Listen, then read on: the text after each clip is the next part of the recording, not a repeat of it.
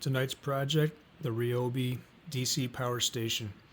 And I had talked about in some of my other videos, if you haven't seen them, the idea that most small inverters have an AC side and a DC side, the cheap ones, and they don't have a way to defeat the AC side. So you end up paying for a lot of standby power when you're just trying to do things that are DC anyway. And the AC inverter that's on it is, in a lot of ways, maybe you could argue, useless. It doesn't work well with motors, and it's questionable in terms of sensitive electronics. So I'm kind of thinking, like, generally, what use is it if it's not a pure sine wave inverter? So I wanted something that just doesn't incorporate that. I had an old charging cradle. This was like an 18 volt, or it took a 12 volt to 18 volt charging cradle for the batteries that I had burned out. So I decided I would just take it apart and gut the board. And I'll show you guys that in a second, how I gutted it. But just to keep the socket, so I just have the positive and negative for the battery terminal. Then I went inside and I wired all these things into parallel. So that way I have, this is an in and an out. And all these will be powered at the same time, but these have separate power switches. And then you have some choices here with this car adapter of what kind of an adapter you want to put in there. And this is a separate circuit that just checks the voltage, so you can temporarily turn it on to check the voltage, turn it back off. That way you don't waste standby power. And because these can all be turned off individually, you have a lot of control over the standby power. There is a tiny little bit of draw from these two, even when they are turned off, if there's a battery in place.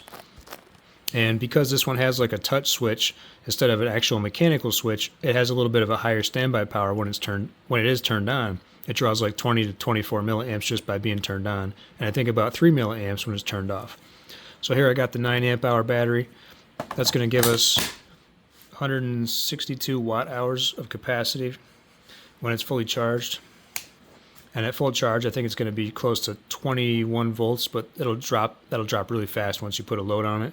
But this is pretty much fully charged battery at 20.2.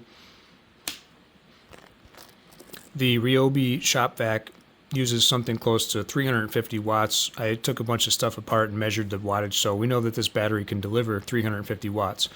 If I put a PD100 in here, now has the capability to put out PD100 times 2 actually, but this is a buck and a boost. So because it's only going to be getting like 18 volts nominal, it would have to boost that up to 20 volts on these outputs, and it does have the capability to do that. But if you give it a 24 volt input, these things can go up to 30 volts. Then it'll actually only have to buck off a few volts to get down to 20 volts, because when these things put out 100 watts, that's going to be 5 amps at 20 volts. If you have a device that actually wants that as an input. This one here, this PD port, is a 20 watt, and it only goes up to 12 volts, and it's a buck only. So it's going to take the 18 volts and buck it down to 12, and that's no problem. Same thing here. These are a pair of PD30s, and they're buck only, so that means that they're going to take the 18 volts and buck it down to 12, and that's no problem. Where you could run into a problem is with something like this, which is, this one is buck only, but it has the capability to put out 20 volts, unlike these two over here. So these are PD35s. If you give it a 20 volt or higher input, then it can give you a 20 volt output to get that 35 watts. If you give it less than that, like in the case of this battery, most of the time is going to be below 20 volts. It doesn't have the ability to boost that. So it's going to be limited to a 12 volt output. That's just a little something to keep in mind. That really means that in practice, a 24 volt input is more useful in some ways because of devices like this that don't have a boost function. So if you were building a power station, for example, I have my Cobalt 24 volt power station here, and that thing does have the ability to give this the ability to put out 20 volts. So because I have an input here, I could also take this battery out and plug in my Cobalt into this input, and now these things are powered by 24 volts, and they have no problem with that. All these devices are good with taking a 24 volt input and up to a 29 volt input, because if you have an 8 series lithium iron phosphate battery, for example, a 24 volt lithium iron phosphate, that is going to be 29.2 volts at full power, and these things are going to be able to take that because they can go up to 30 volts, maybe even 35, but I think 30 volt is like the safe limit for these. So here I've got this Cobalt little DC power station with the XT60, and I have a male-to-male cable here, so that way it actually sends the voltage from this in parallel to these and power these devices here. and they have no problem running on 24 volts.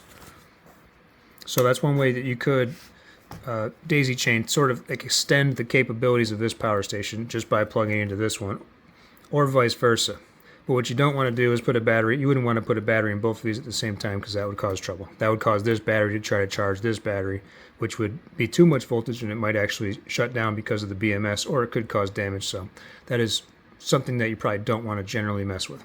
But it's nice to know that this little device can actually be extended from any other power source. For example, it can also take it from a 12-volt power source. Here I've got a little 12-volt lithium iron phosphate battery with an XT60 connector. So I can use that to send power over to this, and now this battery has all these little options, which this is only a 10 amp BMS in this little battery here, but I have a big 12-volt battery downstairs that can do thousands of watts. So you could really put an XT60, you could max it out if you had all kinds of loads on this side. This battery you really couldn't, but you still could do 100 watts. So because this has the ability to buck and boost, it can actually take this 13-volt input, and it's going to drop down under load. By the time it gets there, it's going to be like 12 point something, and it can boost that up to 20 and serve a 100-watt load. So let's do that now just for fun to show that it can. Got my little power meter here. This is a beefy cable, a USB-C cable that's capable to do 240 watts. And I'm going to plug it into this battery here, which has a PD100 in out. It's a 24-volt battery, so it's going to take that 20 volts and boost it up. And here you can see we've got it ramped up to 95 watts. It's having no problem with that. And you can see the voltage dropped from 13.3 to 12.6 in the process. So it just goes to show you that this little battery can put out enough power to power 100 watts, which you could be using that for a laptop, or for, like in this case, charging batteries, from transferring power from one battery to another. Like if you have a big 12-volt power bank, for example, or a big 24-volt power bank, you could hook this thing into it. So it's got a lot of power, and it's got a lot of flexibility. And now I'll show you guys inside a little bit how I wired it and how I installed it. I haven't put any screws in this yet. So here's the power board that I originally just scraped everything right off of it, and I cut the board. Then I used glue to kind of attach it right exactly where I wanted it, to give me a little bit of space here. I isolated the positive and negative terminals, made sure that they are not connected on any other circuit. Then I soldered 14 gauge wires on there. I used lead solder. And now I have my lever nuts here. I have 5 lever nut for the positive and the negative. And then every single thing is wired in parallel. You have your 2 adapters here. You've got your XT60 and then your other adapter here. This is a separate circuit for the voltage. That way the switch can be turned on and turned off, whether the other circuits are energized or not, to give you an idea what the voltage is. That way you don't have to leave this circuit turned on.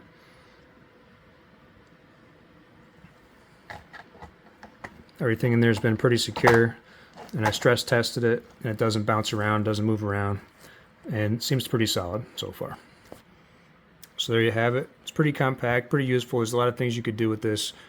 You could use this to power a DC guitar amp, charge drone batteries, charge cell phones, tablets, recharge headlamps and flashlights, Bluetooth speakers.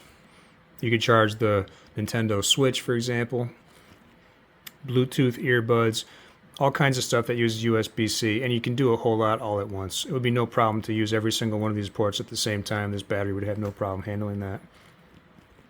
Alright guys, thanks for watching. If you have any questions, please let me know. And feel free to post them up in the comment section. Thank you.